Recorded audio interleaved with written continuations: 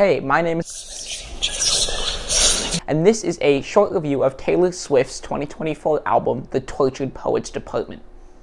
Taylor Swift exists at an extremely interesting and divisive place in pop culture right now, which I'm sure you know because how could you not at this point? She's easily one of the most famous people on the planet right now, and the Eras Tour is a phenomenon the likes of which we haven't seen since Beatlemania itself, or maybe even Gangnam Style. So I was super interested in what she would release at the peak of her popularity, period.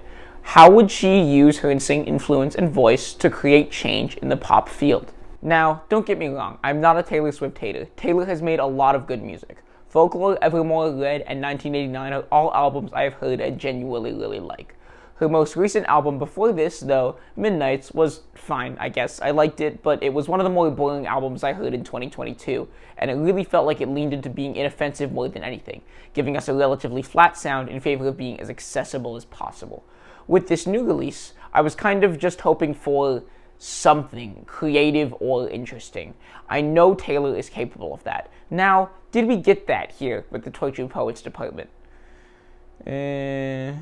One of the worst aspects of this album for me is that I was actually kind of into it at first. When listening to this album for the first time, I immediately was concerned with its sonic similarity to Midnight's, but it did seem like a step up, to be fair, and the storyline in the first 4 or 5 songs was actually kind of unique and well told. Taylor telling a story of getting into and out of a relationship that she kind of knew was doomed from the start. This makes the flatness and disorganization of a lot of the other songs on this album disappointing by comparison, though. Around that point, as well, the realization starts to set in that Taylor is not interested in offering any sort of interesting sound here. Seriously, I cannot emphasize enough how samey these songs are. This album is flat. Like, not a single musical moment really made me perk up at all over the course of my multiple listens to this thing. That, plus the album's 1 or 2 hour length, make this album a slog to end all slogs, whose end I eagerly awaited when I listened to it. This is a minimalist pop album taken to its extreme. Often, when I like a pop album, I'll compliment it by calling it clean or tight, but this goes beyond that. While Future Nostalgia, for example, is clean, the Tortured Poets Department is sterile. Now, if the sonic side of this album is lacking, are the lyrics any better? No, not really. Honestly, aside from the absolute lyrical clunkers that you've probably seen all over social media at this point, this whole thing just kind of exudes a tone-deaf lack of self-awareness reserved for one of the richest people on the planet who still has to earn her living in being relatable. Taylor's bad lyrics aren't really even funny, just kind of disappointing. Noteworthy not because they're particularly noteworthy statements in a vacuum, but because of the seriousness and genuine with which Taylor presents them. Take, for example, the song I Can Do It With a Broken Heart. This song is about the challenges that Taylor faces in her position. This could be a super interesting song.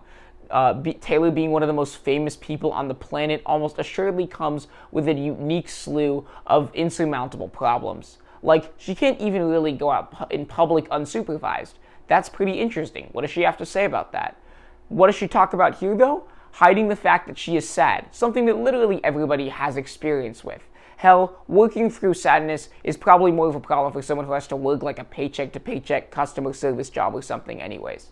Her need to create a relatable experience totally kneecaps any potential she has to do anything artistically interesting here.